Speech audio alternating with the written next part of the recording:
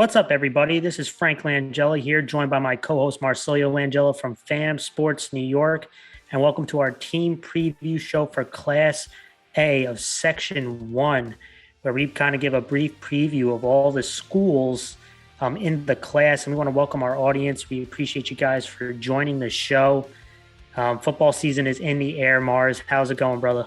Yeah, man, and the fact that we are literally ready for the season. I know that we are all in that, I guess you would say, the pre-game week of, for those teams playing in week 0, as well as those teams playing in the scrimmage. We're literally right around the corner to the first real week of the season, and I'm just excited that we finally get to talk about football season again, and Fan Sports New York Varsity is back, baby. Absolutely. And again, want to welcome our fans coming into the show. Just want to give a couple updates. We are going to announce our Frank's Finest for this year. Looking to put together a show, but we ran into a couple issues. We had a COVID incident. We had some job things that we had to complete. So I know time has kind of been really tight, but we will be announcing the Frank's Finest for Class A, and that's going to be via a public announcement or a show.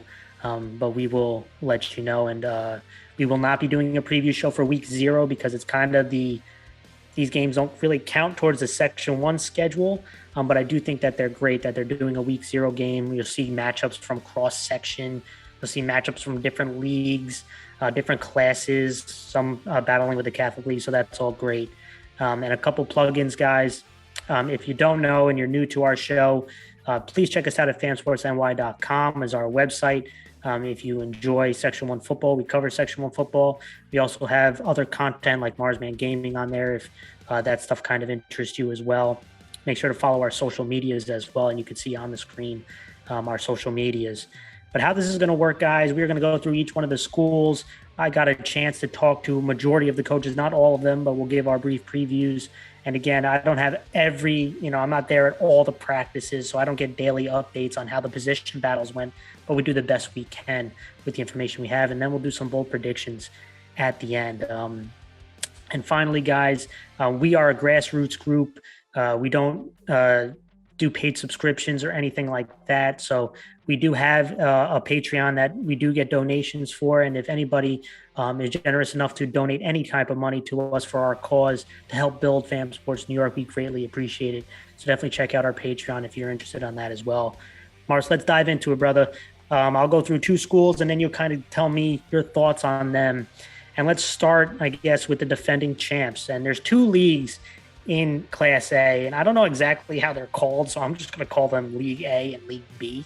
And I'm going to start with League A, and that's with the defending champs, Somers, who are preseason ranked number 1 in Class A. And last year, 12-1 Mars. They were the Section A champions. They lost in the state final. Very talented football team.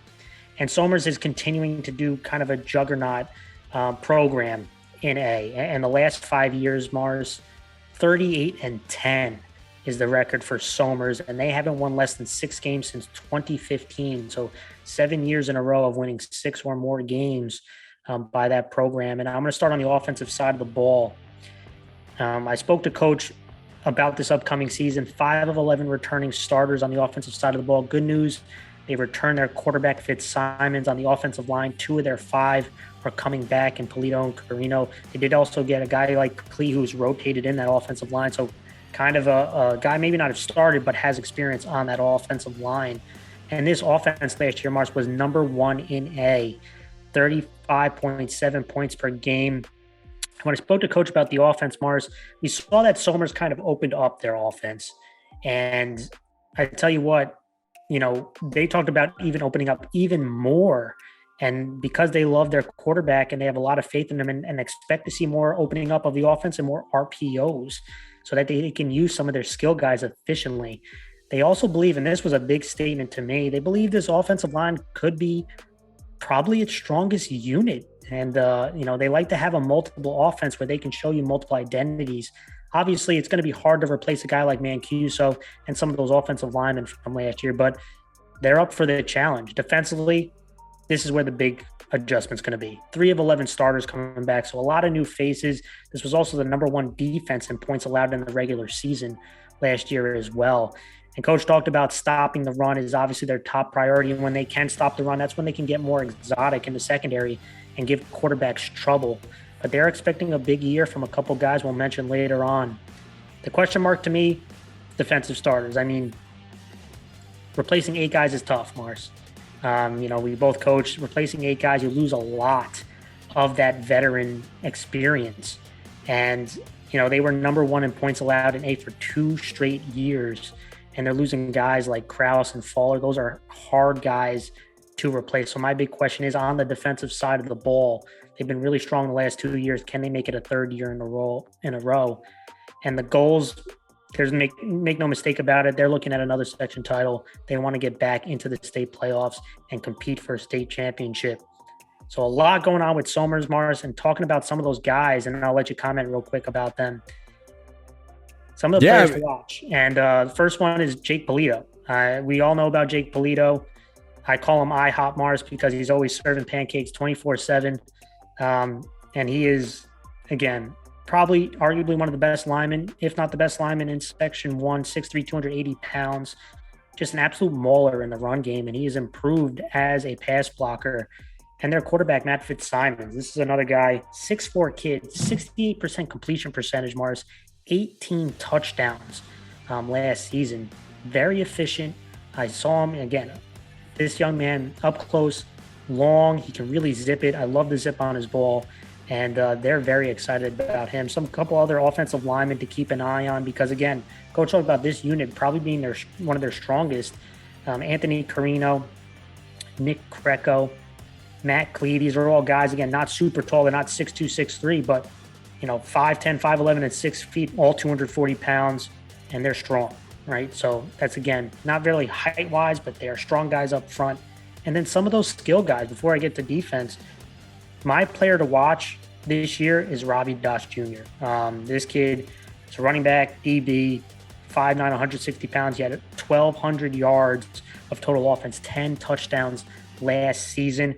He's one of the fastest and most explosive kids in the class. And I do think that they're going to try to get him out in space. And another guy, running back and their kicker, they call him, I was reading some articles on Somers, the Swiss Army knife in cleats, Luke Savino. He's one of the best kickers. He's a college kicker, but I love what I love about him is he can step in and run the football for you. And he's just an all-around good football player. Looking at the defensive side of the ball, Mars, we got guys like Luke Kennedy. He had 50 tackles, solo tackles last year, one of their leading tacklers coming back. Ryan Cole's another guy to keep an eye on out on the edge. He's a junior, 6'2", 220 pounds. This feels like a guy who's going to step in and have a huge year, super athletic guy out on the edge, also strong kid. So they're looking to see this guy be a guy that not a lot of people know about. Another guy, a couple guys that Coach brought up, Stephon Swee, also an inside linebacker. He was a pitcher for their baseball team. Max Sullivan at the wide receiver spot. And finally, to round it all off, Tyler Ostrander as another weapon out there. I mentioned a lot of weapons out on the outside and at the halfback spot. Mars, what do you got to say about Somers, man? I mean, Somers, what's crazy about them is that they are just a powerhouse when it comes to just funneling talent into that entire program. I mean, I listen, when you look at a lot of these teams, whenever we do these team previews, it's strategic in what we talk about these, where we say, hey, a team is missing a certain amount of starters that they had the previous year, right? You look at Somers on the offensive side, 5'11" are returning. Usually when you see that, it means that they might struggle offensively or even defensively, 3 of the 11 returning. But when you look at Somers, I don't think anyone here is saying, I think Somers is going to be a bad team because their program is stout with talent and they just funnel in new talent every single year. And I think the biggest thing when you look at Somers is they always ride on their offensive line. I think I made the big mistake a few years ago of doubting Somers' offensive line and saying that, I'm never going to turn back on what I say. Because that year, I remember, I think around 2 years ago, and I said that Dante Cross River was doubting for you was the second best offensive line. I said they were the second best offensive line, and they made me eat my words because they literally were saying, hey, I think we're pretty good for being the second best offensive line in football in Section 1. And, I had to eat it. But at the end of the day, the offensive line is what allows for Somers to be as dominant as they are. And not even just that, I mean, you obviously the leadership of Jake Polito, but obviously the talent that Matt Fitzsimons has. And I think that was, what the crazy thing is that people actually thought that this kid wasn't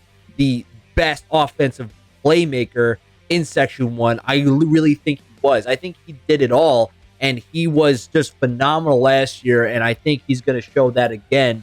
But it's not just Jake Cleto, not just Matt Fitzsimons. Luke Savino is, like you said before, that Swiss Army knife because he can do it all. But it's the fact that you have all these depth players that just do so much for this team that it's not just stars, right? You have a lot of great players on the squad, and they're going to really show out this season. Somers is the team to beat, obviously. So the point is that they are stout with talent.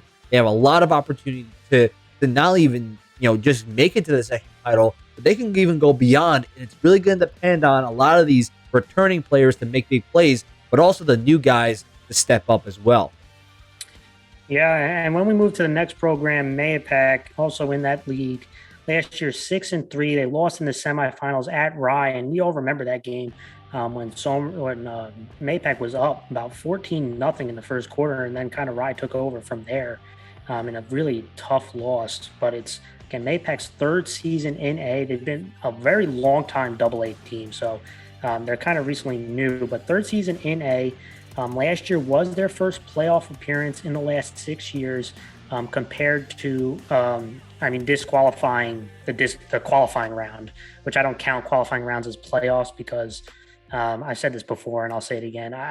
When you have 14 out of 16 teams come in the qualifying round, I don't really count that as playoffs. I count the final 8 as playoffs, but that's the disclosure. But last 5 years, 22-20. I mentioned first playoff appearance, also first playoff win in 6 years as well. They won a first round game and lost in semifinals, but this was a veteran heavy team last year. I think they have 2 or 3 starters coming back from last season on offense.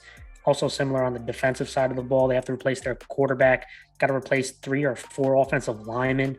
But there is good news, right? They had a really strong rush attack last season with Perrone and Koch is returning. And I do think Koch is probably one of the more talented athletic players in the class. So that's always a good thing. And I know people might disagree with me, but I really thought the run game was the core of that team. And the play action pass and the big plays out of the passing game was a really nice compliment to their rush attack. And having one of their bell cow backs back is huge for them. But boy, they lose a lot at the offensive line spot, quarterback, wide receivers, a lot to replace. Defensively, similar thing. I thought the defensive unit was really strong overall. Number 3 in points allowed in A last season, but they lose a lot of experience. The question mark for me, finding consistency offensively outside of Koch. Can they find that? Is going to be the big question in my eyes for this team. And, when you look at kind of where you want to set yourself, we mentioned Somers is the team to beat. Mahopac school-wise, they're, I think, the 3rd biggest school in A. I think only behind Fox Lane and South. And, when you're one of those big schools, and I say this in Double-A all the time, when you're those large schools, you should be, thinking, hey, I need to compete every year. There's not really times to say, oh, it's a down year. Okay, it's a good year. Okay, it's a down year. It's about being consistently competitive in these leagues. And it's not always about school enrollment, but when you are the bigger school, you have a larger pot of players usually, right? So that's should be kind of the mindset is, hey, I know we lost a lot of guys, but we are one of the big dogs in this league. We should be competing. And there's 2 players I want to talk about. I want to talk about Koch. I mentioned him earlier. Running back, defensive back. He had over 1,000 yards rushing, 16 touchdowns last season. And he's one of the best athletes. I think he's a very smooth runner. He also showed he can run with some strength. I'm real impressed with Koch, and he had a strong year last year. It was a huge part of their offense. Comes back. And another guy I want to mention on the defensive line and probably has to jump to that offensive line, Anthony Porco. This kid's 6'4", 225 pounds, was very disruptive at the defensive tackle spot, Mars. Does a good job using his hands. And with that size, with that length, he showed some athletic ability. I know he picked the ball off and pretty much closed the game against Yorktown last year. But he's another impressive kid, and those 2 are really going to have to kind of anchor down and lead this unit from Mahopac. Mars, any thought before we move on? Yeah, I think that when you look at Mahopac, they are one of the biggest schools in A. So comes with that territory that you need to compete. You need to be in the mix, right, all the time. Think about the same thing. You look at Arlington. You see, hey, that's one of the biggest schools, New Rochelle, one of the biggest schools in AA. They need to compete, right? Well, all the time because they have this massive population of kids. They're going to get a lot of people that come out to play, right? And I think that you're right to say guys like Joey Koch, guys like Anthony Porco, they are talented players. The question is going to be how are they going to be used in this new team that essentially you have to replace a lot of veteran presence and see how do they do it. I think you have a lot of talent in Koch. You have a lot of talent in Porco. They are key cogs of this team, and they definitely need to be utilized in the right way, or else you're just going to miss out on opportunity. Absolutely. And let's go to the next next program, John Jay Cross River. Preseason ranked number 5. And again, when I mention a preseason rank, it's kind of how they divvied up the league. I'm not sure exactly how they use those numbers, but these are the numbers that I'm just seeing as a preseason rank. Their preseason rank number 5. And obviously they went through a big coaching change. Coach Kando, in his first season, replacing a longtime coach, Jimmy Clark, who obviously had a lot of success there. So there's big shoes to fill here. But I talked to Coach Kando a few times. I actually am very impressed when I talked to him. I think he's an impressive coach. And I'm excited to see kind of what he brings to the table here for John Jay. And last year, Mars, they were 5-4. They lost in the quarterfinals to Rye. But I got to say, John Jay Cross River, and anyone who follows Section 1 knows in A, John Jay Cross River is a stalwart in the class. And the last 5 years, Mars, 38-8 is their record. They have the same amount of wins as Somers does. So it just shows, again, this is a prominent program. And relative to the other schools, they're on the smaller end in this class. And just another mind-blowing stat, man. Since 2009, they have 81 wins and 28 losses. That is a 74% win percentage. Just so you can tell, long-time success in this program. And let's start offensively, Mars. Returning 8 of 11 starters. They've returned their quarterback. Offensive line-wise, they are returning 3 of their 5. Now, they did lose Joey Galea, and they lose a guy like Palladino, who was kind of a do-it-all back for them. So those are some big losses that they have to fill. But last year, they were number 4 in points scored in the regular season in A. And when I spoke to Coach, he talked about you don't want to reinvent the wheel because obviously coming from Jimmy Clark, who's one of the best offensive minds, you don't want to change too much. But they do want to try to jolt up the tempo, and they want to be very aggressive. They want to get their quarterback in rhythm. But they do want to stick to their identity. And defensively, they're also returning 8 of 11 starters. Now, I do think on the defensive side of the ball is where I think they can have the biggest improvement, Mars. They were number 10 out of 16 schools in points allowed. And I thought they gave up some big passing plays and running plays at times that hurt them in big moments. Now, they lose one of their key players at linebacker. I mentioned before, Galea. He's kind of the soul of the defense. Coach talked about that. They have a new defensive coordinator in Kyle Griffith. They want to create negative plays, turnovers, kind of streamline defense a little bit so that they can play fast.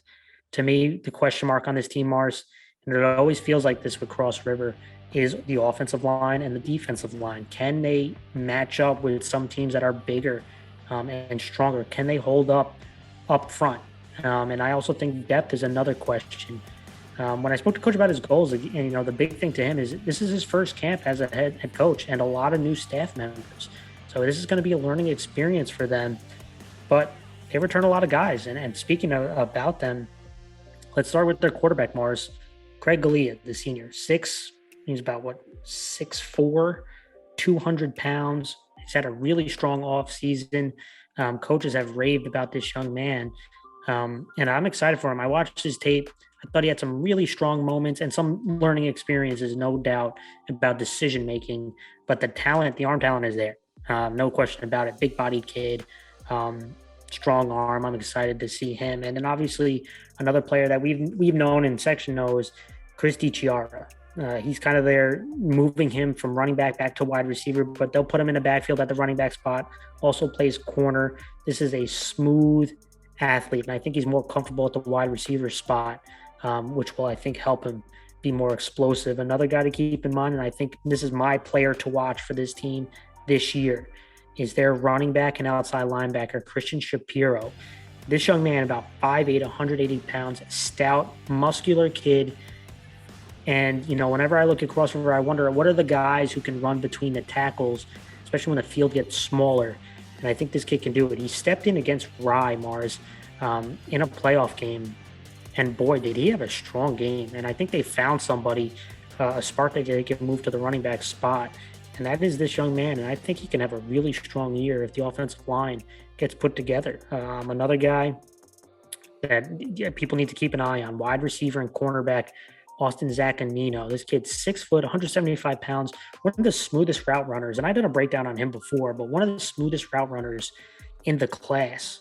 And again, if they can hold up front, they have some targets and some weapons that can make some big plays. And so that's why I'm looking at who can kind of help on that offensive line. It's got to be anchored by Gerard Garofalo. And number 78, offensive lineman and defensive lineman, 6'1", 275 pounds. He's got to be an anchor for them. He's got to lead the charge offensively at the offensive line. And they got to try to mold this offensive line that can hold up size-wise. A couple other names, Dom Savastano. I think he's another running back. Coach talked about a bunch of JV skill guys that they're excited about. But when I look at the other side of the ball, outside linebacker Lucas Saletti, linebacker Cam Worrell, these are guys that are going to have to help anchor down out on the edge and at the linebacker spot, especially against run-heavy teams. Can John Jay Cross River hold up, Mars? That's the question. Any thoughts on John Jay? Yeah, I mean, I feel like when you look at John Jay, they are, like you said, similar to Somers in being a powerful program where they every year have a lot of talent, and it's just about how they can put together the pieces to be successful that season. Or like, I never really see them have a bad season. They usually just have either like a solid year or a fantastic year. You know what I mean? I never see them have just an awful year. And you can see that by all the stats, having that 74 win percentage in since 2009. I mean, but at the end of the day, I think when you look at John Jay Cross River, the biggest thing I always look at is the amount of starters returning to this team. Right? Last year they made it to all the way to the quarters, right? And it was to the quarterfinals against Rye, and they were extremely young, right? They were a young team that was playing up against really veteran-based teams, and they were competing, right? And I think that is something that you definitely have to hang their hat for. They definitely did a great job with this young group of guys. Well, guess what? They're older now. Right now, they're the veteran group, and it looks like this is their chance to really jump back up to the top tier that they usually always are, right? So at the end of the day, I think that I look at this as being an opportunity for John Jay Cross River to really, I guess you would say, silence those that doubt their ability to return back to being number one. And I think the biggest thing is, and I always raved about this guy, you said him before, Chris DiChiara. We talked so much about him last year. I think he is destined to have a good season by everything being healthy, and I think that if he can stay up and he can just be, that bell cow, the guy who just can do it all. He's just a straight up athlete, right? He can do anything you want him to do. He can cause a lot of mayhem for defense, and I can guarantee you they're going to key in on him, because if they don't, I don't know what they're doing. Right? But it's not just him; it's a lot of other guys that are contributing to this team, and I really think that John Jay Cross River does a great job at utilizing their athletes in a multitude of ways. I think that was the best part about their offense, but the question is going to be, can their defense return back to being at top level, or are they going to have to rely on their offense to score a lot of points to outscore their opponent? Yeah, let's go to the next program, Pelham. Preseason ranked number 8 and led by Coach Vigiano. Last year, Mars, they had a fantastic year, and they were 7-2. They were my pick as a sleeper team, and boy, did they show up. 7-2. They lost to Somers in the semifinals, and it was the most wins in a season since 2016 for this team. In the last 5 years, they're 21-18, 54% win percentage of the last 5 years. But again, they also lost a lot of players. They were a senior-heavy team. Offensively, 3 of 11 starters coming back, but the good news is their quarterback is coming back in Reen. Offensive line-wise, though, Mars, 1 out of 5 starters coming back. A lot of new faces on the offensive line. They lost all their wide receivers from last year. And this offense was number 6 in points in the regular season in A. I thought they had a really strong rush attack. And when I spoke to Coach, obviously their mantra is on that physicality. They want to be physical, they want to be strong up front, and they want to run the ball. But they need playmakers like their quarterback Reen returning that needs to step up and help carry this team as they figure that out. Defensively, 4 out of 11 starters coming back, not as bad.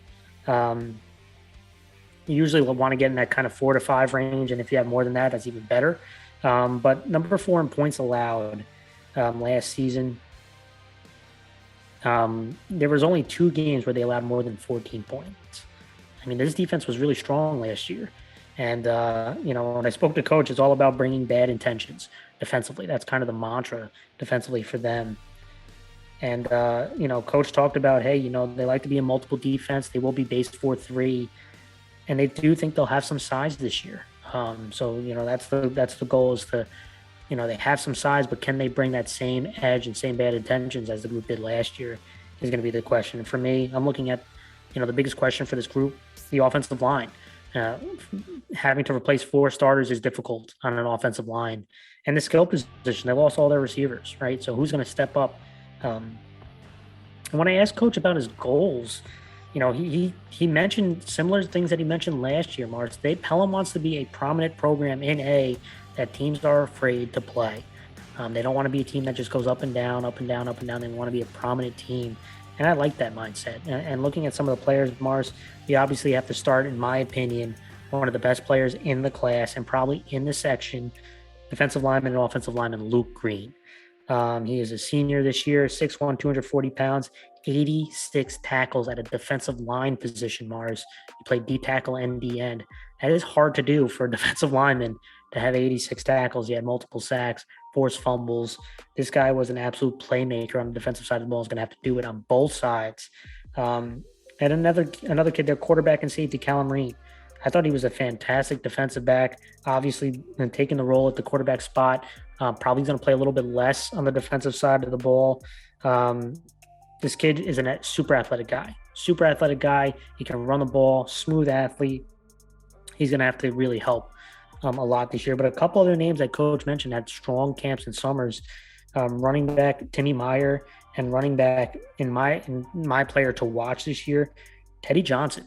I think, they're going to kind of be a running back by committee, but I liked some of the plays that Teddy Johnson made last year when I watched Pelham. He was kind of, again, a guy who came in, he didn't get a full load, but when he came in, he made some plays for this team. And I do think he's going to have a big season for them, and he's my player to watch. And a couple other guys I mentioned, Arjan Pelinkovic, and I apologize if I butcher your name, but this kid, 5'11", 210 pounds at the defensive end spot, has had a strong summer. Liam Bruckner, another kid, over 200 pounds. These are guys up front who are going to have to make plays for this team if the Pelham wants to get back to where they want to be, which is probably competing for a playoff spot. Mars, what are your thoughts?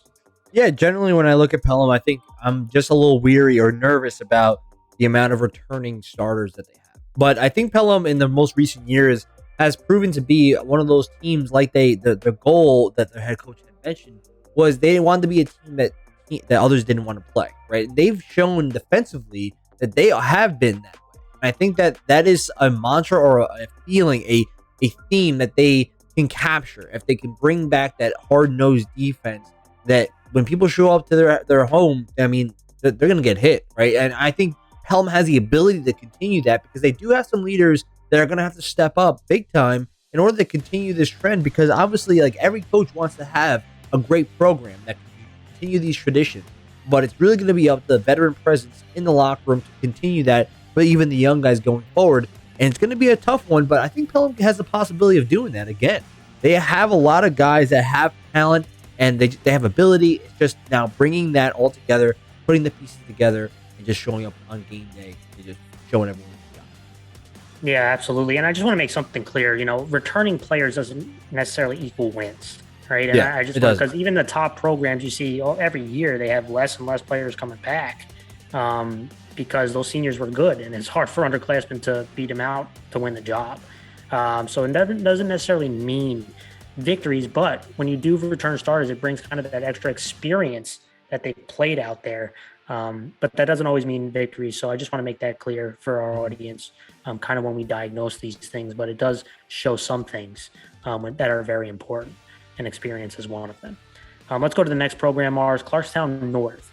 And their preseason ranked number 9. Coach Trongone has been leading this thing since, I believe, 2000, right? It's been 22 years.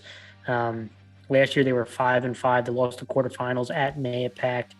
And the last 5 years, it's kind of been up and down for Clarkstown North. They're 21, 22, and 1. And they have a lot of guys to replace offensively. 3 out of 11 starters are returning. The good news is their quarterback is coming back in Malaysia. Offensive line-wise, though, Mars, 1 out of 5 starters coming back. So a lot of new faces on the offensive line. And they're losing guys like Pat Reynolds, their running backs Bolello and Gilzine. A lot of big players for them that were huge last year. And this is a group that was the offense last year that was 7th in points scored. They had a really strong rush attack coming out of the wing T stuff. And when I spoke to coach, he made some interesting comments. He said they're going to look to put the ball in the air more. They want to control the pace of the game, and they're going to be a little bit more balanced. So I'm interested to see, does that mean coming out of the wing T a little bit more or throwing out of the wing T a little bit more? But they want to throw the ball a little bit more. They want to get their playmakers out in space. So interesting to see what's going to happen there. Defensively, 6 out of 11 starters coming back. And those are guys like Loudon, Lopez, Krisky, Smoot, Bordas. And this was a unit, Mars, returning 6 out of 11. They were number 5 in points allowed last year in A. They had a pretty strong unit. There was only 2 games where they allowed over 14 points in the regular season. When I spoke to coach, they want to do a better job of pressuring the quarterback and better job versus the pass. And I know at big times they gave up some big pass plays that really hurt them. The question for me, I'm looking at this offensive line. 4 starters having to return. Secondary, they lost a bunch of guys. How are they going to defend against the pass, right? Especially the deep pass. And this unit is looking to play physical and fast. And when you look at some of the returning players, one player to watch for me is their linebacker and running back, Kenny Loudon. He's a senior, strong tackler. He kind of moved around from kind of that strong safety role into the linebacker role. But this kid's 6 foot, 185 pounds, is a thumper. He's not afraid. He is going to come at you. And I think he's going to have a huge season for them, especially on the defensive side of the ball. Another guy, I did a breakdown on him, offensive guard and defensive lineman, Brian Bordas. This kid, 6'2", 240 pounds, very athletic guard for them. And in the wing team, you need guards who can be able to move. And he showcased some of his talents last year on the defensive side of the ball. I think he just scratched the surface. This is a guy who can kind of bounce inside and pass situations, be a defensive end and rundowns, and showed some versatility. Their quarterback, Lex Malaysia, coming back in. I saw him up close, 5'11", 180 pounds, pretty muscular kid.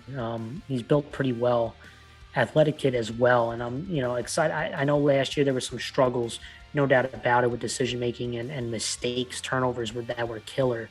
But I tell you what, another year of growth. I'm excited to see what this young man can do. And if they're going in through the air more, a lot will be put on his shoulders. He needs to step up for sure.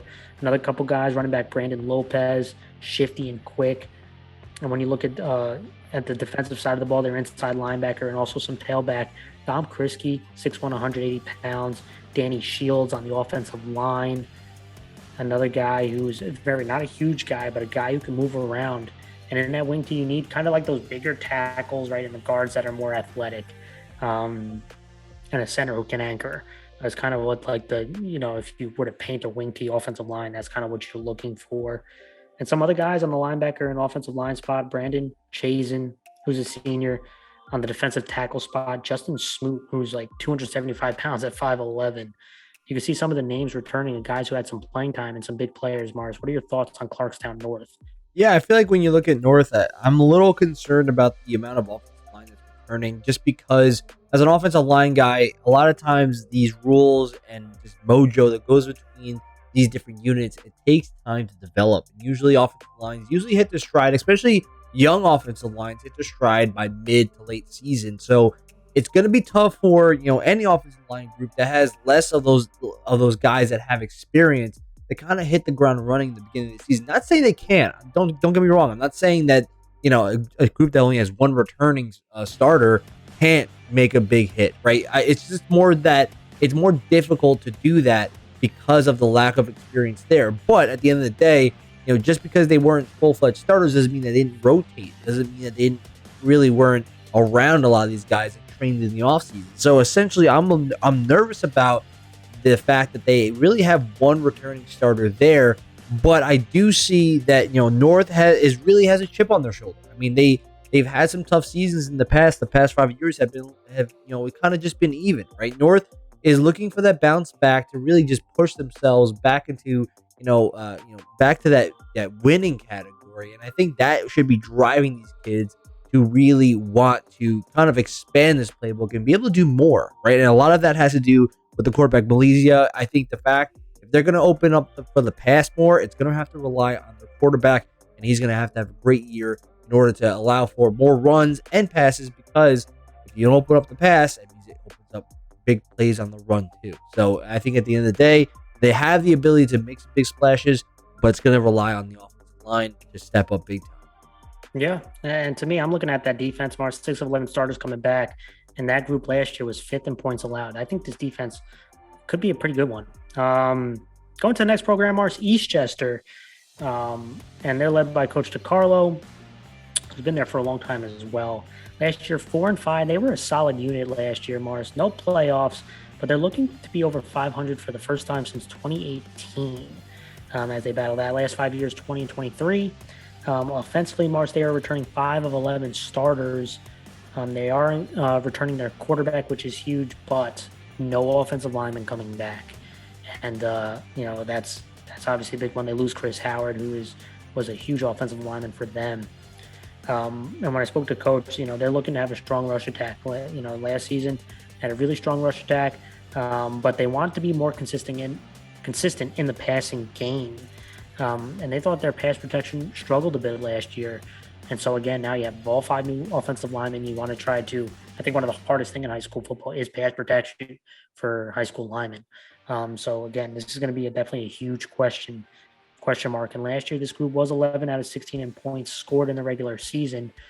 But, boy, did they have a strong rushing attack last year. Defensively, 6 out of 11 starters are coming back. This group was 12 out of 16 in points allowed.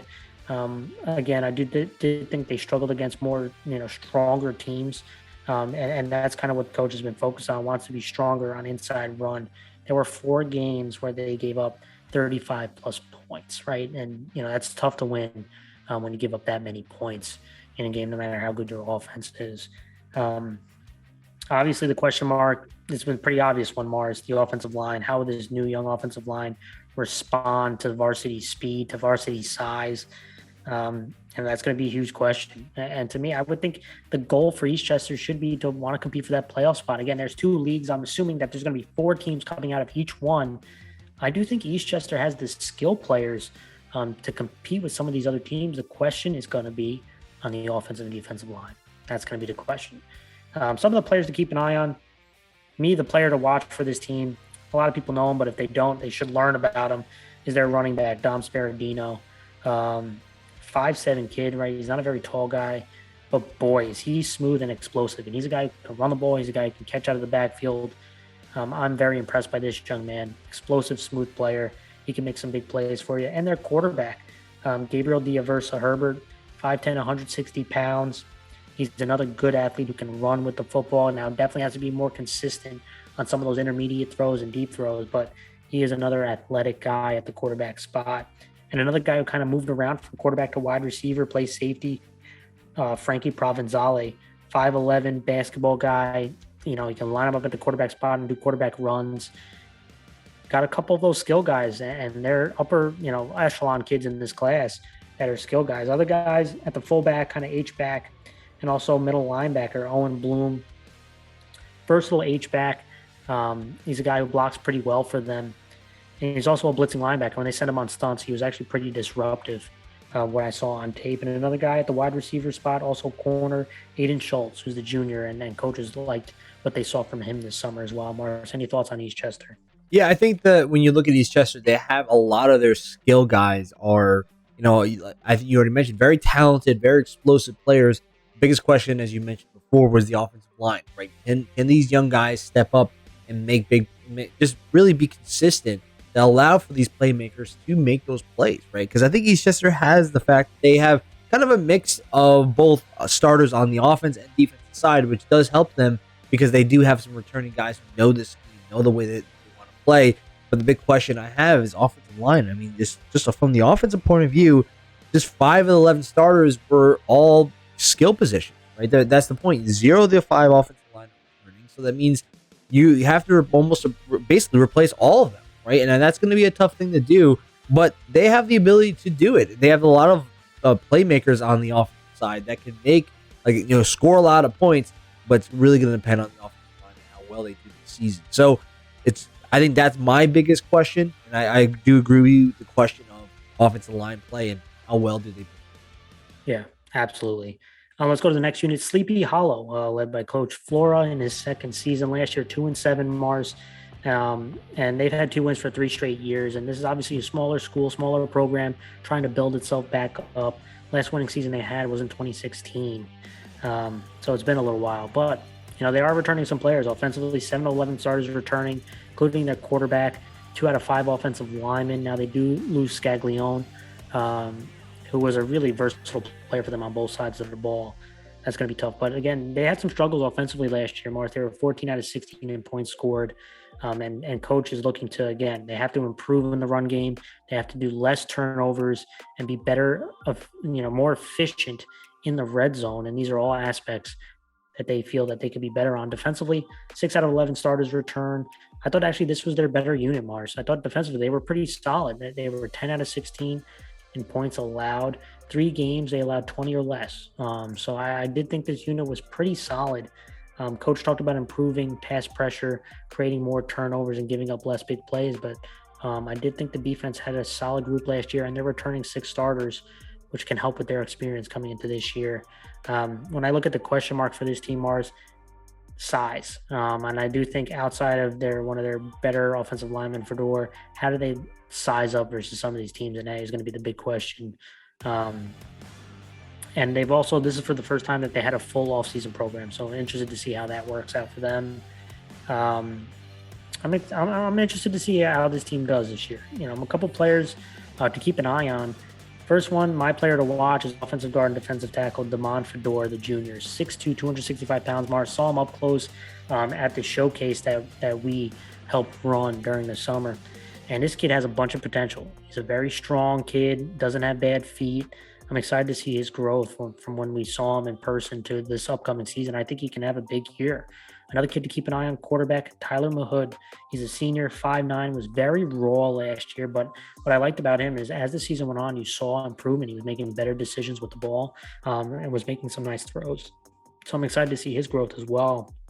A couple other kids, Aiden McGuigan, again, a senior linebacker and wide receiver. I do apologize if I butcher any names. 5'11", 193 pounds, was at the cornerback spot, moving positions. And another kid they're excited about, Braden Richardson, Mars. He's a freshman, but believe he can start on this group. That's how excited they are about him. A couple other guys, Dylan Gonzalez, the wide receiver and safety. Thought he was a solid player last season for them, watching tape. And Weibel Mariah, the linebacker and running back. Undersized kid at 5'7", but he made some plays for their team. Mars, any thoughts before we move to the other league? Yeah, I feel like when you're looking at Sleepy Hollow, the fact that they have a lot of returning guys does give them some, I guess, some experience, some veteran presence for this team that is definitely going to need that to kind of help them bounce back from having some tough seasons. And I think that it will give them a good opportunity to kind of get some stable footing. I feel like you mentioned this before, having a full off season with the program, and I think that's going to really kind of give them some momentum going forward. I mean, it's going to be, it's always tough. I mean, an A is always a packed house, I guess. That's what every coach says. A is the packed house here. So, it's really going to be dependent on, obviously the offensive line and how they perform, and 2 of the 5 starters returning back. So that's obviously going to help getting some experience back on the offensive line. But I really just think that the question, and you mentioned it here before, was that obviously the size, right? The size component. Are they going to match up well against some other offensive lines that might be bigger and just have more experience? So the question is going to be, can this offensive line stand up to a lot of those other, more powerful, more bigger defensive lines out there, or front fives, front sevens?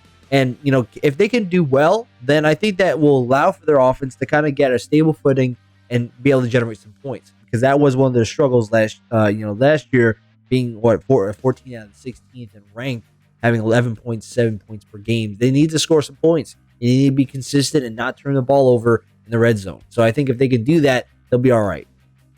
Yeah, Mars, let's move to the other league. And I'm calling this League B because I don't know what the name of the league is. But let's start with Rye. And led obviously by Coach Carr. Keeps racking up the career wins. Last year, 11-2, Mars. They lost the section final versus Somers. And then they met Somers again in the state semis. And they lost to them as well at that venue. So obviously their biggest crime is running into Somers multiple times. But can I just tell you, Rye, we talk about Class A a lot in prominent programs. Rye is not only a prominent program in A, but a prominent one in Section 1 overall. I mentioned 38 wins. Somers and John J. Cross River over the last 5 years are tied. Rye actually has 40 wins. They're 40-9, Mars. They're number one in Class A in wins and number one in Class A in winning percentage. They've had 9 straight years of 6+ wins. And so Rye kind of feels like the, top tier program in A. And obviously Somers is obviously winning the championship. They are top dog, but boy, Rye has had a long run of being very successful. But can they do it again, Mars? Because this year they have to replace a lot of starters from last season. 2 out of 11 starters on the offensive side of the ball have to replace their quarterback. 2 out of 5 offensive linemen do return, though. That does make things better. But they're losing guys like Whaling and Tepedino and Berkery and Kovacs. That is a lot of firepower. Not to mention a couple linemen. That's going to be tough. I mean, this group was number 2 in points last year. They scored 30+ points in 5 games. When you speak to Coach about this offense going into this year, he definitely wants to improve on his passing game that can complement that really strong running game from last year. And they had a very strong running game and had a good play action pass out of it. He wants to see more consistency from that. Defensively, Mars, also 2 out of 11 starters are returning. You're losing guys like Garnett and Surhoff, who were staples on this defense, along with a bunch of other guys. It wasn't just them. They had a really strong unit. And it was the number 2 defense in A in points allowed. 14 or less in every regular season game. Strong unit. The coach also sees things that he can improve on. Definitely want to improve on tackling. This is an aggressive style defense, so you really got to make tackles when you're there. There's going to be one-on-one moments. Mars, how do they replace all this skill position at the quarterback running back spot? But the goals don't change, right? Win the league.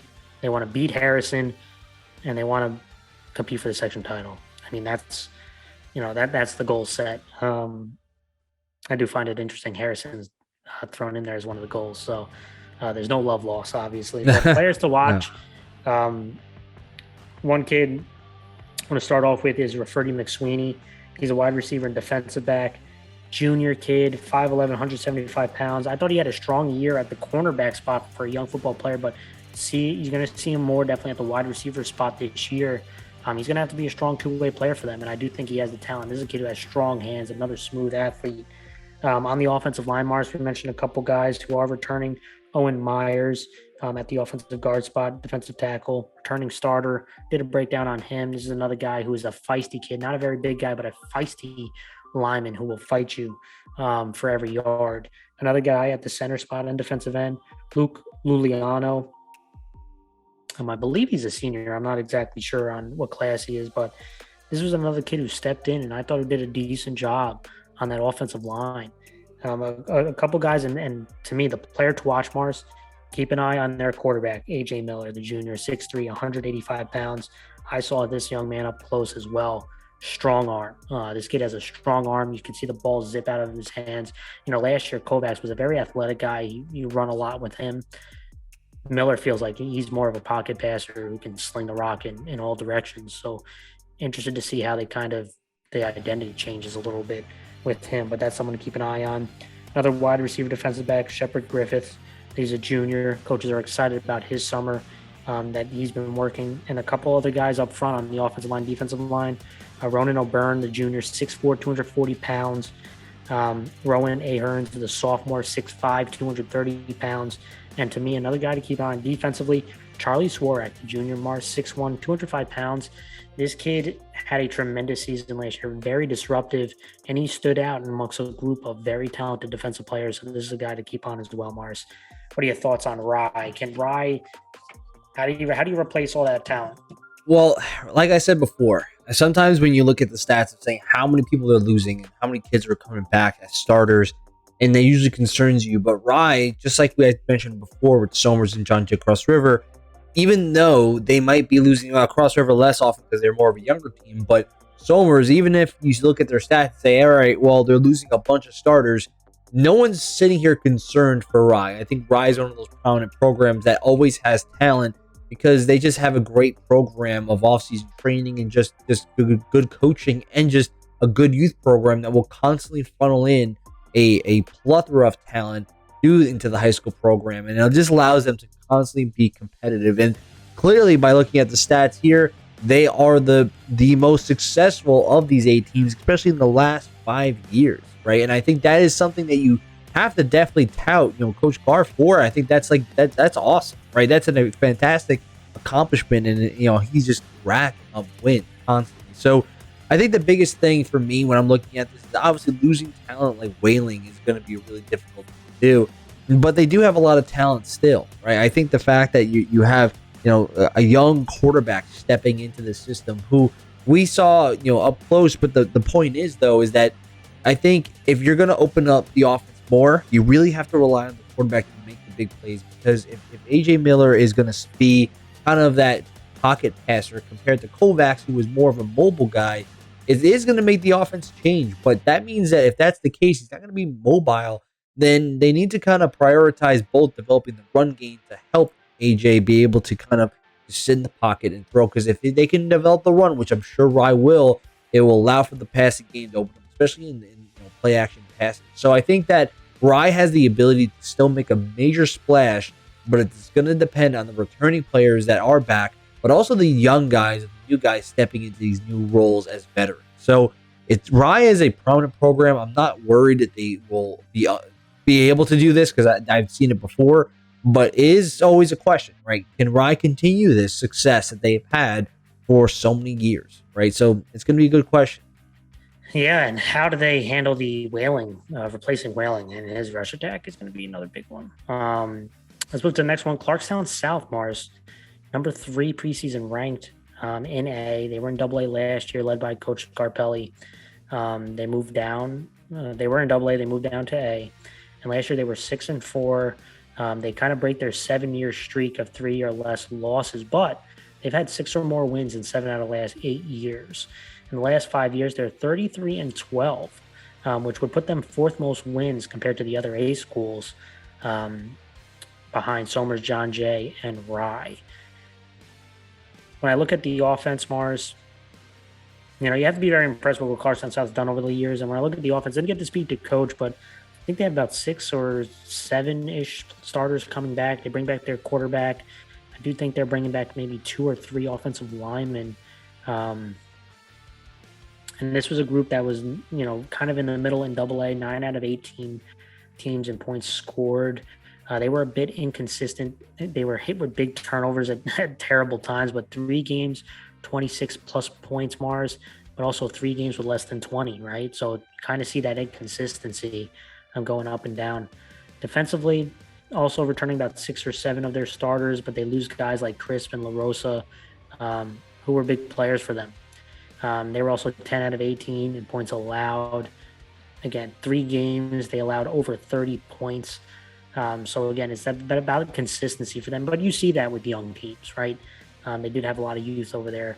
And obviously you can see that coming back. But, I think the goals would definitely have to be to make a run, right, for the playoffs, right? They're one of the biggest schools coming down to A, returning some starters. I do think you have to try to make a run. Definitely get a playoff berth should definitely be a goal.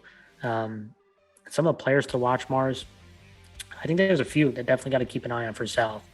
Let's start with the quarterback, Michael Holder. Again, he's not a very big guy, like 5'9", but kid who can move around a little bit, and the kid who made some big throws and big moments for South last year. And he's coming back at the quarterback spot, and he's going to have weapons around him. And a couple of them at the wide receiver spot. Chris Ale, and he's a wide receiver outside linebacker, Mars.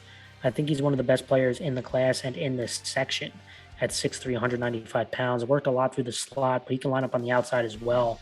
Strong kid. Also has really good outside straight line speed, excuse me, explosive. And I do think he can be a strong two-way player for them. And he's going to have to be another guy, very explosive. So the other guy, kind of a big target, possession receiver, who can burn you in a straight line. But one of their most explosive players is their other wide receiver and corner, Federico Fatera, 6'1", 175 pounds. As a returner, as a wide receiver, he can blow past you. This is a deep threat guy who can blow the top off of defense. A couple other guys, and my player to watch, Mars, is a converted player. He's the running back, Jake Keir. He was quarterback last year. They kind of ran a dual system last year, but he moves to running back, 5'10", 175 pounds. Can he kind of be the bell cow at the running back spot? Everyone's going to be so focused on the weapons on the outside. Can they run the ball? And he's going to be someone who's going to get some carries. Another Colin Capola at the running back spot, another 5'6" kid, 150 pounds, kind of a scat back. But I'm looking at this offensive line, and that's going to be the question to me. Because if they can dominate up front, Mars, they can make a run, in my opinion. I think they have the skill guys to compete. And if the offensive line shapes up, I do think they can make a run. And I'm looking at a couple of these guys. Jack Ryan is the first guy. Plays offensive tackle, can play guard. He's a defensive lineman, 6'4", 245 pounds. I call him Rocky Mars because he has a devastating punch as an offensive lineman. He can really dish it out. Another guy at the center spot and defensive tackle, Tim Sommerlad, 6'2", 270 pounds, big-bodied kid, kind of can anchor down at the center spot. I also saw some really nice plays from him up front on the offensive line. And another kid to keep an eye on, Nick Lewis. He's another offensive lineman, defensive lineman, 6'2", 225 pounds. I mentioned, can they short this offensive line? Because, boy, I think it can make some noise if they do. A couple other guys to keep in mind, their linebacker, Kevin Butler. He's a young player coming back, just going to be a junior. Cornerback, Aiden Evangelista, a 5'10" corner as well. Another defensive back. And again, these are a lot of two-way players, but these are guys that to keep an eye on. And finally, special teams, Mars, Ryan Levins. He's a returning kicker. Probably, and I think Class A is probably, pretty flushed with kickers. And he's going to add kicker, punter, a very talented special teams player, one of the best in the class, Mars. Any thoughts on Sal? Yeah, I mean, Clarkstown South is obviously one of the biggest teams in A. So the question is going to be, like we mentioned before with other teams, are they going to now compete consistently in the top level, obviously with teams like Ryan Somers? So the question I have is, obviously, can their offensive line really establish a run game and just give kind of give the rest of the offense kind of a kind of passage to allow them to score more points? Because obviously, you look at this team, the struggle they have is going to be, obviously they have struggles on defense, but I think the biggest thing for them is that they've been young, right? Last year they had a relatively young team, and now they need to kind of use that youth that they had and become more veteran based, right? They have these guys returning. Like most of the time they have around 6 to 7 people returning on both the offense and defensive side, which means they have more experience. They have more mojo. They have the feeling of playing a lot of downs. They need to now use that experience to their own benefit. And a lot of it has to do, obviously, with quarterback Michael Holder being the guy that's going to help push this going forward. Obviously, as being the senior, he's going to have a lot of help, right, from a lot of other veterans that are on this team. And South really has the ability to push this game going forward, but it's going to depend on, the offensive line and their performance. They have, obviously, the fact that around 2 to 3 offensive linemen are back. And if they can, make a passage for the rest of their run game as well as keep Holder up, then I think that they have a lot of ability to make plays here. And they have been consistent in most of the seasons here. Like the past 5 years, 33-12. I mean, that's a pretty good stat line to see, but you want to now see them make the jump, right? I think that's the big thing. They were competing in AA, right? Now you have to compete in A, right? Because you're one of the bigger teams now. And I think that is a test, because A is very competitive. I mean, not saying that AA isn't, because they are, but A is very competitive in the top tier, right? So I think South needs to really step up their game, and they have to prove that they can match with some of these, big time programs. Absolutely. Let's go to the next program, Mars. Fox Lane, preseason ranked number 6. They were in AA last year, moving back down to A, and I think A is kind of, to be quite fair and frank, I think A makes more sense for Fox Lane, but I know it's not a choice. It's based on kind of enrollment. Coach Giuliano, I apologize, Coach. In his second season, I think he did a fantastic job last year. I think his team surprised some teams in Double A. And last year they went 5-4 Mars. They made the playoffs. And a lot of people didn't expect them to. They lost in the quarterfinals to Carmel. Um, and obviously last year was their most wins since 2019. And before that, 2015. The last 5 years has kind of been, again, up and down, going from Double A to Single A. They're 19 and 22. But again, I mentioned last year was a really solid season for them. But they have to replace a lot of guys, Mars. 3 out of 11 starters on the offense. They lose guys like Matson at the wide receiver spot.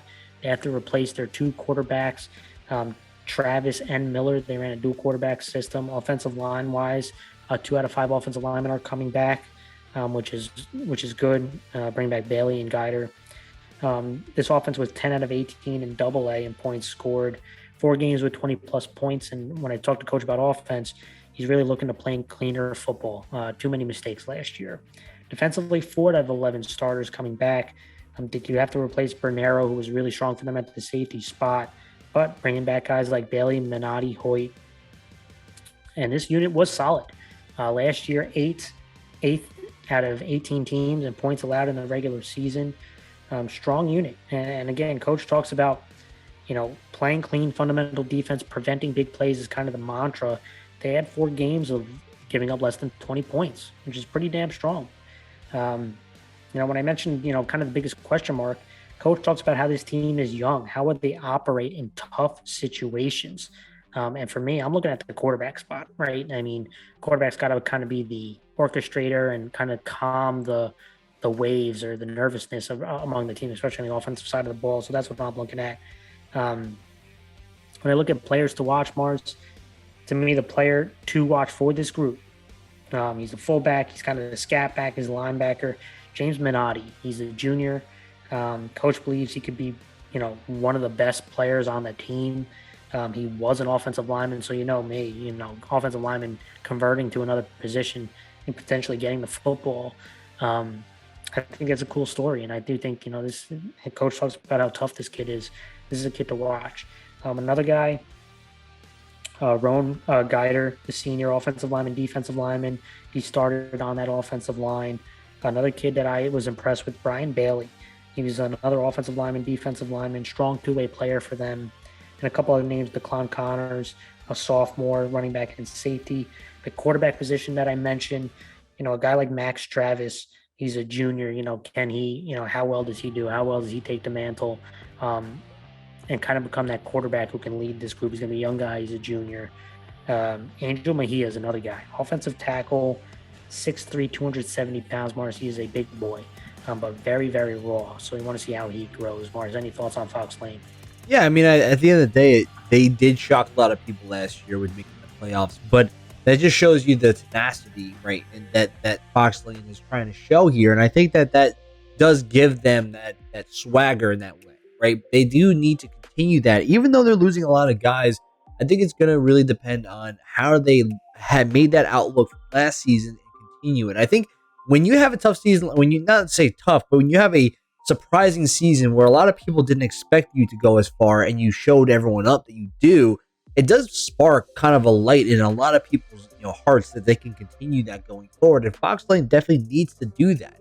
I think even though they lost a lot of people, they're going to have these young groups of guys. They're going to say, hey, they don't think we're going to do it again, so let's show them, right? And I think that's going to be a really tough thing, but I think that's going to give them that heart, that the ability that all these guys either returning and even just a young guy stepping in definitely need to utilize that and just keep fighting. I think Fox Lane has an ability, but they just need to show that tenacity. Yeah, I agree. Let's go to Brewster, Mars. Preseason ranked number 7, led by Coach Mulvihill. Last year, Mars, 5-4. They lost at Pelham in the quarterfinals in A. Last 5 years are 21 and 21. And again, it's kind of a bit up and down, right? If we're going to be very honest, because the previous 5 years from 2012, 2016, 28 and 15, right? So, from 500 and the previous 5 is 65% win percentage, right? So you definitely want to see some more consistency. And they have to replace some starters. Last year, they had a strong season. and they lost a lot of guys, right? Offensively, 3 out of 11 starters coming back. Lose a guy like Saye. The quarterback, Donahue, they have to replace. Offensive linemen, they have to replace 3 offensive linemen. I think 2 out of the 5 are coming back.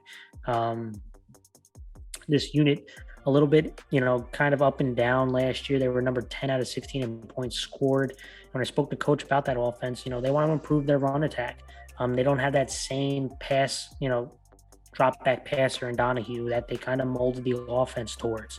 And so it's going to be a little bit different. I think they're going to have to rely on their running game a little bit more. And so the offense is going to have to move around a little bit.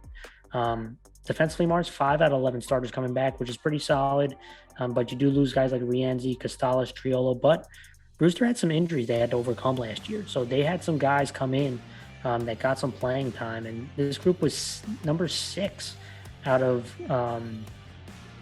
16 teams in points allowed. There were 4 games, Morris, that they allowed 7 points or less. So the defensive unit was pretty strong last year, and they're returning some good players. Coach talked about, again, the big thing, creating more turnovers and consistently improving on their technique as some points of emphasis.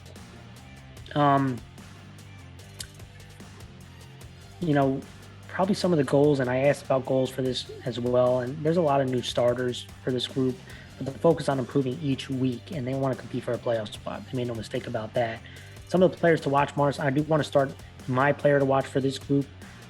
Their quarterback and strong safety, Massimo Perello. And this is a senior. He's 5'9", 180 pounds. He's not the 6'4" kid that Donahue is, but what I loved about this kid is he is tough. He is a tough kid. I liked how he played at the strong safety spot. Obviously has to take over at the quarterback spot. Been working on his craft. I see a lot of videos of him working at quarterback, and I like his toughness. I think he's a tough, gritty football player, and they're going to have to rely on him to kind of be a dual threat guy for them. Another guy, running back and defensive back, Joe Anfuso, the senior. He's another guy who stepped in. Thought he had some nice plays offensively, running the football. A couple skilled guys that they have as well. Luke Sanchez, wide receiver and cornerback, 5'11", 170 pounds. They're excited about his work that he's put in. Looks like a talented football player. Another guy, Julius Walters, wide receiver and running back, 5'9", 180 pounds. I think he'd be more like in the slot at the wide receiver position. And then a couple guys in the front, right? Offensive lineman, AJ Pierogotsky, Gostini, the senior. Defensive end and tackle, Derek Carlson is a guy. He's a junior, Mars, 6 foot, 250 pounds. I saw him up close in our showcase. And boy, he was really disruptive. I liked his raw potential that he showed against some of the linemen. Another guy, defensive and offensive lineman, Logan Simon. Not a tall guy, but 5'10", 280 pounds. So he's got some bulk to him to try to move people out. And then finally, to wrap it all up, defensive back Alex Rienzi. Coaches liked his work that he put in during the summer. Mars, what are your thoughts on Brewster? Yeah, I mean, I feel like I really like the way that Brewster's set up here, especially with their defense being as tough as they are. And I think that you have the fact that you're getting a returning around half those starters from last season is only going to kind of show that improvement that they could have. I mean, they were already a pretty top level defense in A last year, and I think they should be using that as motivation to continue that. I mean, people always underestimate defense, right? They always say that defense, as much as the saying is always defense wins championships, but a lot of people always say, well, in this new day and age, it's always offense, right? Offense is always scoring all these points. It's flashy, yep. It's flashy. It's all this stuff, but in A and all of Section 1, the best teams are the ones that have just that defensive tenacity that stops people in their tracks. And I think Brewster did a great job where they averaged around 14 points allowed, right? Which was in the top 10, hit around 6, right? And I think that's a really good thing to have as a team in A because you're going to have a lot of high-powered offenses. So if you can keep that going and even expand upon that, then you can try to at least try to slow the pace down in your favor because you're going to obviously have a new quarterback stepping in, Massimo Perello, who obviously had a lot of good contribution on the defensive side, but now stepping into a new role on offense as the quarterback is going to be tough for any guy to just step into. So if you can control the pace of the game and give Massimo some chances to kind of make some plays for you, I think that's going to be a really good sign for this offense as well. And I think Brewster has a nice setup here. Right? They have a solid defense, some talent on their offense. They can make some shock here. Yeah, and to be fair, Donahue did get hurt. and Perella had to step in, and he did get some experience at the quarterback spot. The next team I want to talk about, Mars, Harrison, preseason ranked number 10, which is a little surprising to me, I got to be honest, but led by Coach Sirocco. Last year, Mars, they were 5-4. They lost to Somers in the quarterfinals, back-to-back winning seasons for the first time since 2016, 2017. Last 5 years, they're 22-20. And you know Harrison's long history. They're definitely trying to get back into being, the upper echelon programs. And I thought they had a strong year last year. Offensively, they're returning, I believe, 5 of their 11 starters. They lose guys like Troilo, their quarterback Garcia, Gomez, Galuzzo. Offensive line-wise, I think they're replacing 2. So they are returning 3 out of their 5 offensive linemen, which is good. And this was an explosive offense last year, Mars. Number 4 out of 16 teams in points scored in the regular season. They had 4 28-plus point games, 2 games over 40 points. And they run that triple option, and they were really efficient. They had a really strong rush attack, and they did some play action stuff out of it. Defensively, they returned 5 out of 11 starters. Again, losing guys like Troiolo, Carapitas, Ventrilo. They lose some linebacker experience as well. This group was 7 out of 16 in points allowed. I thought they wore down a little bit in the second half defensively. But boy, I'm a bit surprised. Number 10 preseason ranked. I actually think Harrison could surprise some people this year. I think this B League is a tough league, but I do think people are going to be well on each other. And to me, the door is wide open in this league. I think Harrison could make some noise, and it's from some of these players. First one I want to mention is their wide receiver and cornerback, Chris McLaughlin. He's a junior. He's 5'8", Mars. But, man, is he an explosive football player. He had 7 touchdowns. He also had 5 INTs. Strong two-way player for them. Look for him to be a key player on both sides of the ball. Got to mention their kicker, Nick Reed. He's one of the best kickers in this section. College kicker as well. Got a lot of accolades, obviously. The kicking class in A is very strong. Another player to watch for me, and I know it's not the flashy ones. I know everyone wants to talk about quarterbacks, wide receivers, running backs. My player to watch is on the offensive line, Mars. Offensive lineman and defensive tackle, Peter Ranello. About 6'1", 270 pounds. Saw him up close at the showcase as well, and I really liked how he's improved his feet and his technique, and I think he can have a strong season. And if Harrison wants to try to make a run, what do they have to do, Mars? They have to control the line of scrimmage. And if they can get guys like Peter Ranello to help anchor things, along with the next man I'm about to talk with, I think they'll be in pretty good shape. And that guy is another offensive lineman D tackle, Dylan Haynes. He got some work at center, got some work at guard, 6'3", 280 pounds, big kid, and another raw kid. But boy, if he can continue to work on his technique, they have some 2 big boys on the offensive line. Another guy I want to mention, their quarterback, Mark Citro, the junior. Had some experience last year. Good built kid, 6 foot, 185 pounds, young guy, so you know he was raw. Definitely some mistakes with turnovers and poor decisions, but if he can grow, I mean, this is another kid. I think he has some potential to him, absolutely. Another kid, Joe Krupe, sophomore, halfback and cornerback. Coaches liked his work. Another 5'9" kid, Christian Barcella, the junior. Again, these are kids that have put in the work, and coach wanted those kids to be recognized. Gianluca Santarelli, another junior offensive tackle and defensive tackle. I look at another offensive lineman, inside linebacker, Sal Muto, 5'10", 205 pounds. And again, they got some big boys up front, but they also have some smaller, more athletic linemen as well. But can they hold up strength-wise? Another kid to keep in mind, Nico Marinelli, the senior, played some safety. I also saw him make some plays out on the safety spot. And again, this is a young guy, might be an under-the-radar guy. Not a lot of people talk. Damian Nicolaj, sophomore, fullback linebacker, 6'1", 200 pounds as a sophomore. He's a pretty big boy. I see a lot of workout stuff with him, and kind of an under-the-radar guy. Mars, what are your thoughts on Harrison?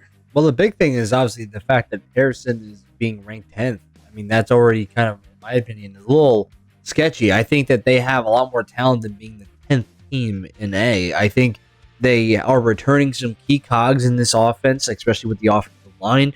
The fact that they're returning 3 of the 5 is obviously a good sign, and they have some big boys.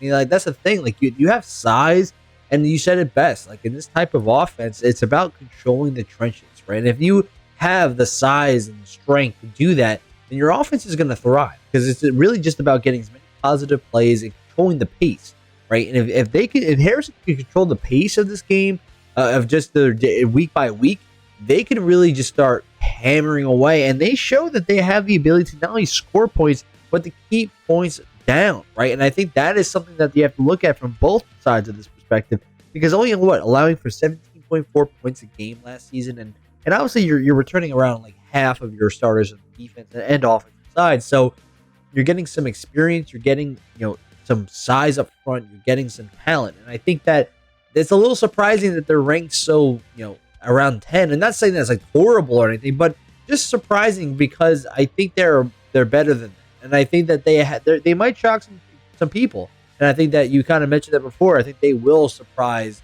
some teams this year, so I think it's going to be interesting to see where they land. But I think it's going to depend on this offensive line and how well they meld together and control that line of scrimmage. Yeah, absolutely. And speaking of another surprises, I'm going to go to the next program, Yorktown, Mars, that is preseason ranked number 11. And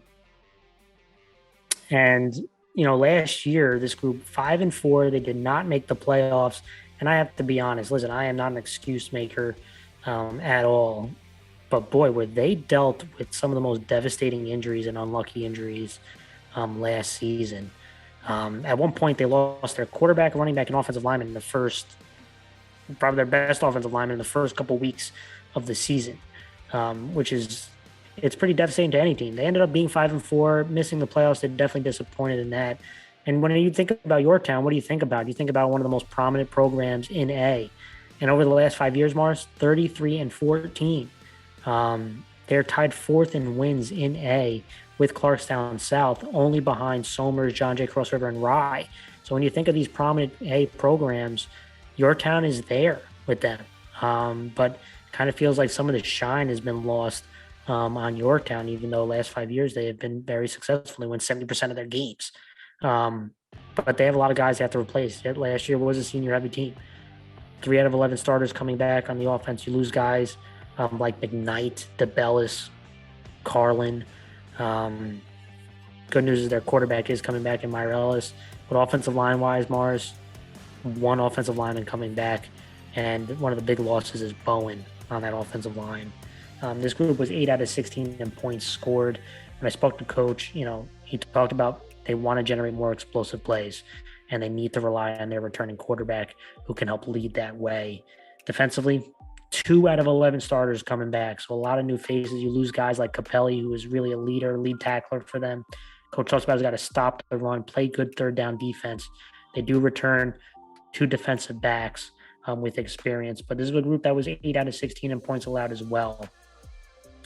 Now, the question I have is, this is a very small senior class for Yorktown, so they're going to need a bunch of newcomers and juniors to step up, especially on the interior.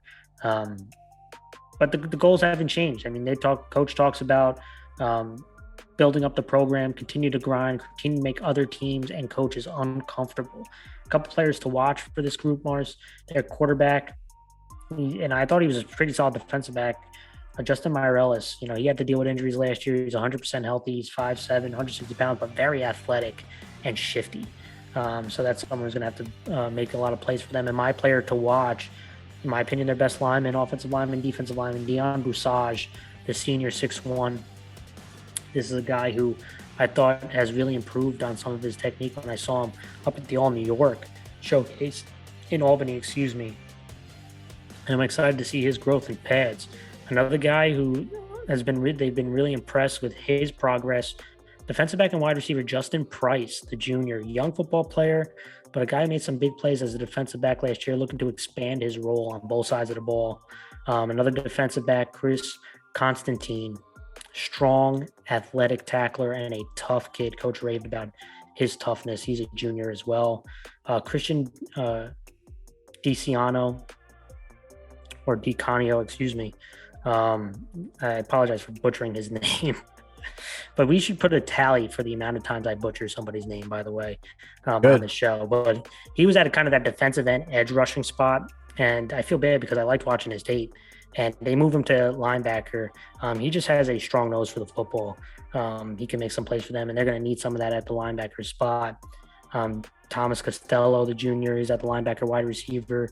Dylan Delvecchio, junior, he was a pretty dominant JV player for them. And again, JV doesn't always translate to varsity, but someone that they need to rely on at the running back and linebacker spot. They're hoping that it does translate quickly. Ronan Ford, junior, can be an impact player on the defensive side of the ball, strong motor.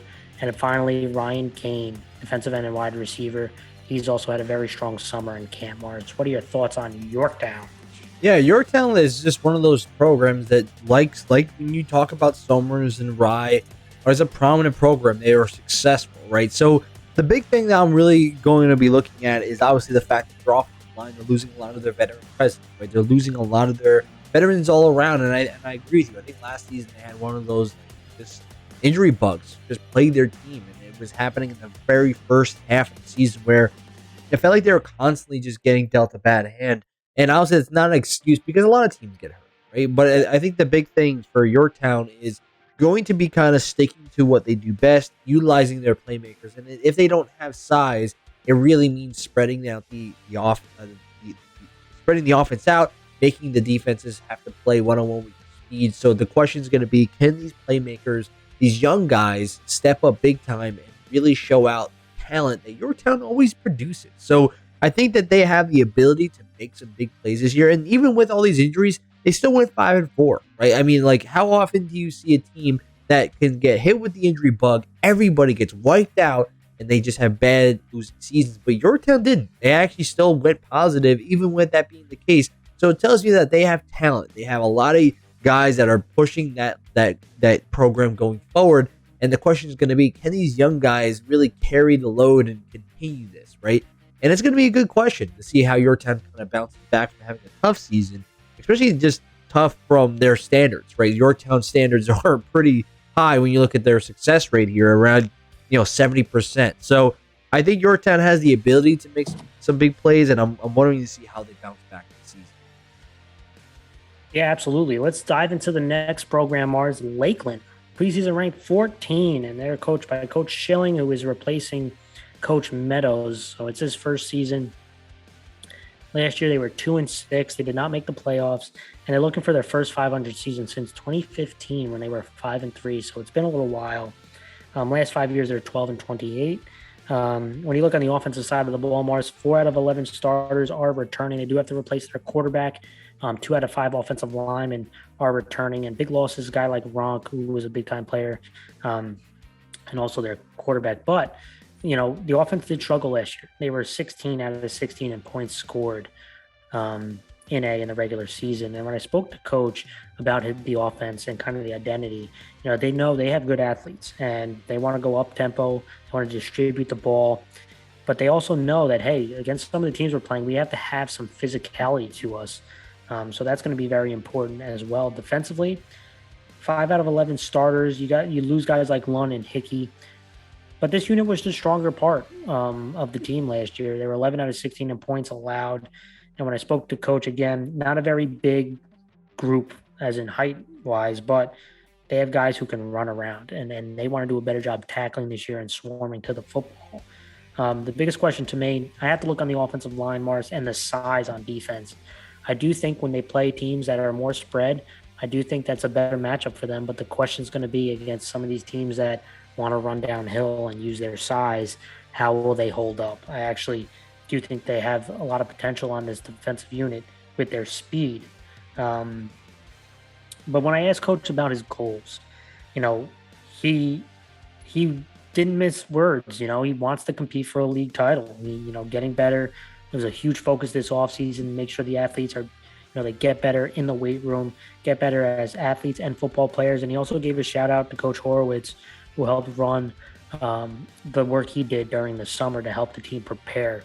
So I wanted to give a shout out to that. But let's talk about a couple of their players, Mars. My player to watch is their quarterback, young guy, Grady Leonard. He's a junior, 6'3", 175 pounds. I think this kid has a really live arm, and I think he's going to surprise some people this year. He can make a lot of tough throws. He has some good zip to the ball. We know Coach Schilling is a big time quarterback back in Section 1 days when I was in high school. Um, so he's learning from somebody who knows, and he raved about um, Grady, but he says, hey, you know what? You have natural talent, but can you put it together, right? So that's going to be something that's going to be driven to him that, hey, you know what? You need to refine your craft. And I do think he has a lot of raw talent. He's someone to watch. And I do think they have some skill guys. Anthony Jennings, 6'1", 175 pounds receiver. Sean Perry, the junior, solid slot receiver. Chris Maloney, wide receiver and safety. Um, they have another wide receiver, kind of tight end, defensive end, Jack Nugent. You can see some of these weapons right here. And then, the question is running the football, right? They talked about that physicality. How can they run the ball? Well, Vincent Scaglione is a returning starter at the running back spot, also outside linebacker. He's also a senior. But I'm looking at, again, that offensive line and the defense, to me, in Lakeland is something that's going to be an X factor. One of the guys, defensive and offensive tackle, Andrew Mendel. I think this kid has some raw potential to him. 6'3", 210 pounds. I thought he did a better job using his hands, and I'm excited to see him continue to work and bring it out onto the football field. Another guy, Luca Sansamino, defensive lineman and offensive tackle. He's a junior. Can I just give a quick shout? I think the linebackers, Mars, for Lakeland are pretty darn good. Stephen Carroll and Robert Nugent. Both linebackers, both a different type of linebacker. Stephen Carroll can just fly to the football. And this guy flies. He's not afraid. He kind of also is that H-back tight end type of player for them. And, boy, he is tough. He's tough as nails, 5'11", 175 pounds. And he can fly the ball, and he can make some strong tackles. And Robert Nugent, another kid, bigger body kid, 6'2", 200 pounds. So I actually think sideline to sideline, I think they have the speed to compete and make some noise, but it's all about size. And finally, Ian Whisker, center and defensive lineman, another guy up front that is going to have to contribute. Mars, what are your thoughts on Lakeland? I think whenever a new coach enters a program, I think there's a lot of excitement. Coach Schilling definitely brings the excitement back into, obviously Lakeland, and a lot of kids came out to play, and they're excited to play for Coach Schilling. I think one of the funniest things they hear is that they always ask him about his golden days as a player. I just laugh because I do remember, I'm obviously the younger brother here, but I do remember when Schilling was torturing people as a quarterback. So I always kind of laugh when I hear about kids say, hey, my coach played against Frank, and I was like, yeah, I do remember watching the game. So he was a menace back in the day, and he's kind of installing that with his kids. Right? And I think that Lakeland has this now mantra, this feeling that they want to kind of be, bring that energy to the game. And I think that the fact that they're bringing back, 4-11 starters on offense, 5-11 on defense gives them some veteran presence. But I think you're right. The fact that the offensive line needs to really show up here. They need to develop that run game. They need to own the trenches, and they allow for a lot of their playmakers to make the big plays, right? And I think I do agree with you. Linebackers are going to be key to really helping this defense thrive. And I think that if they can do this, the front seven, if they can kind of hold the trenches on the defensive side, the offensive line do from the offensive perspective, it's going to give Lakeland a lot of great opportunities to make big plays. And I can guarantee you if they can do that, they're going to have a good season. Yeah, absolutely. Let's go to the final group, Mars. Nyack, preseason ranked 15, new coach Dan Berkowitz, stepping in for Jarrell Jones, who I thought Coach Jones did a pretty darn good job, but Coach Berkowitz stepping in for his alma mater, another exciting story. Didn't get to speak to Coach, but last year, Mars, they went 2-7, and it was their worst win total in over 18 years. So very tough year for Nyack. Nyack's another team that historically has had strong seasons. Last 5 years, they are 20-19. And this is kind of an X factor team to me. There's not a lot of words coming out about Nyack. You're not really sure. But I think offensively they're returning about 5 of their starters. They are returning their quarterback and Fowler. But you lose a guy like Carton, their offensive lineman, who was a big-time player for them. They were 12 out of 16 in points scored last year. I think defensively it's 6 out of 11 starters. But the defensive unit is the one that really struggled last year. They were 14 out of 16 in points allowed in the regular season. Question for me on this group is that offensive and defensive line, because I do think they have the skill players to make some serious noise. And if they can get that O-line and D-line group together, they could be a surprise team in this league. Looking at some of the players, Mars, obviously I want to start with their quarterback, Michael Fowler, at 6 foot, 180 pounds. He's now been a starter multiple years. Played on defensive side of the ball, plays on offense. He's going to have to be really important for this. He's got to be that veteran presence for this offense. But a guy to keep an eye on as well, running back and linebacker, Klobensky, Jean-Baptiste, sophomore, 5'10", 200 pounds. And this was a kid who I thought ran pretty darn hard, especially for a young football player. He feels like a kind of a budding star in the making for this team. But my player to watch is actually their cornerback. He also does running back, Ray Boutin, the junior. 5'11", 170 pounds. I thought he was a very strong two-way player, basketball player for this team, for the school, and a strong two-way player to keep an eye on. I do think he's kind of an underrated player. A couple other guys, Ryan LaPierre, running back and cornerback, Andrew Burns at the linebacker spot at 5'10", 185 pounds, Sean Claremont, another sophomore kid that they're expecting big things from a young player. Another guy, and I believe they are brothers, Klobensky, Jean-Baptiste, safety and running back. He's a senior, 5'10", 185 pounds. I thought he made some plays in the back end and the secondary for them last year. And maybe another lineman, right? Clarence Case, offensive guard, defensive tackle. You could see I named a bunch of skill guys, and at the end had an offensive lineman. But Mars, they have some skill guys that can make some moves. It's up to see if, hey, can we mold an offensive and defensive line together? Yeah, I mean, I feel like that's going to be the biggest question of mine as well. I feel like because we just haven't really had enough recon to see how's this offensive line going to really play, and we won't know that until the season starts, right? I think that's going to be the kind of the big question that they have because, like you said, they have a lot of skill players that can make big plays. I think the biggest thing for me too is going to be the defense, right? The defense kind of was 14 out of the 16 in points allowed, 29 points per game. Obviously, you can't really have that in order for you to win more games consistently. So I think the defense needs to step up big time. The offensive line is going to be the key cog on the offense that allows for points to be scored. So I think Nyack has the ability to score points. It just is going to depend on the offensive line being consistent going forward. Yeah, and that's going to be our preview for all the teams, Mars. Our final part is of my bold predictions. And again, I wish I kind of had a crystal ball right in front of me. This is kind of my very, very bold predictions that I tried to do before the season starts and see if I was right at the end of the year. And I give Mars the opportunity to buy or sell my bold prediction. And again, I'm a kind of age appropriate. I'm a big parlay guy, so I like to add some bold predictions. And we'll see if Mars can bet whether I'd be right or wrong. And I can make fun of him at the end of the year. But let's dive into our bold predictions, Mars. 4A, and I will allow you to buy or sell it. My first bet. Every year, one or two teams that have a vast change in their record from the previous year. My prediction is that Lakeland, which had 2 wins last year, Mars, will at least double their win total. So I am saying Lakeland 4 or more wins this year. Mars, are you buying or selling? I can buy that. I think the big thing, and I said this before, is that obviously with Coach Schilling entering in the fray, it brings a lot of excitement, right? I think a lot of the kids, if you talk to them, they're excited about the season. They have a lot of returning players. I think they have ability. It's just going to depend on the offensive line and just the defensive front seven to step up Big Ten. And I think they do, right? I think their linebackers are going to have a great season. I think it's going to give their defense a kind of a shot in the arm, and I think they're going to be able to fire back here. So I think they will. I'm buying that. Oh, you buying it? Okay. All right, I respect. Here's my next bet, Mars. Whether you're going to buy or sell this bet. It's a playoff prediction. I have Harrison, right? They are preseason ranked number 10.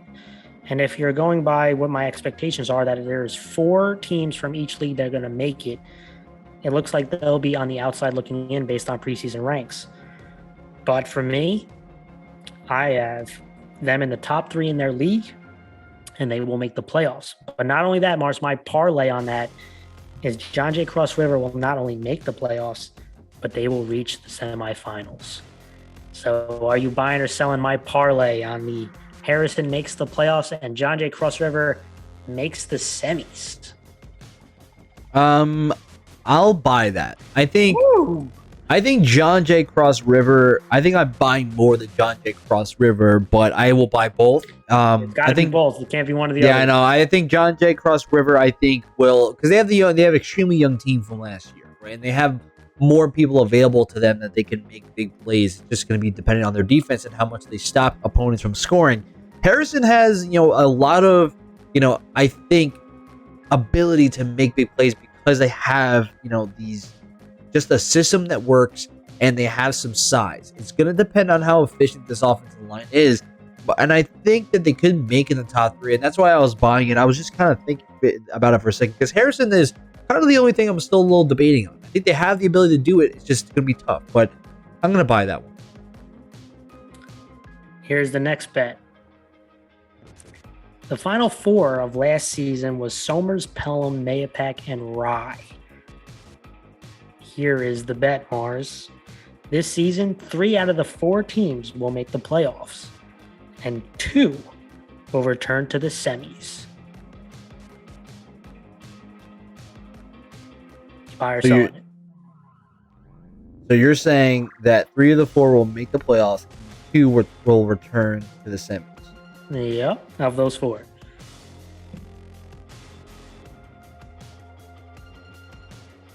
That means if 4 make it, it's wrong.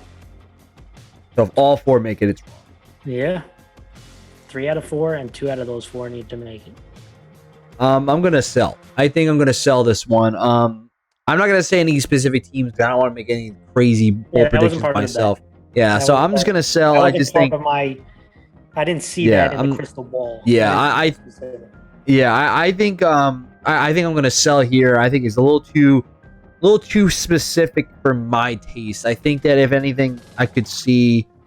And like I said, I'm not gonna go into too much in the bold takes here, but I'm just gonna sell them. Final one, Mars. Last year, the championship, Somers versus Rye. But what I see in my crystal ball this year is Somers will return to the title game, but against a new face, and that is Clarkstown South. Somers versus Clarkstown South in the section title game. You buying or selling?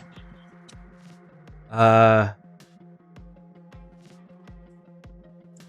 gonna sell that one. No offense to Clarkstown. No offense to Clarkstown South. I don't think that they'll make it to this title game, and I'm sure I'll get a lot of hate on social media for that.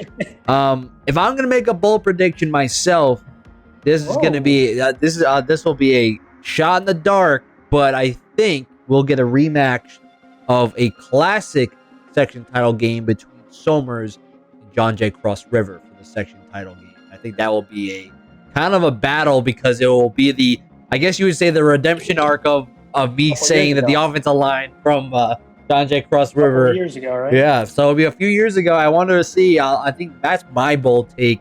I think Somers versus John Jay Cross River in the section title.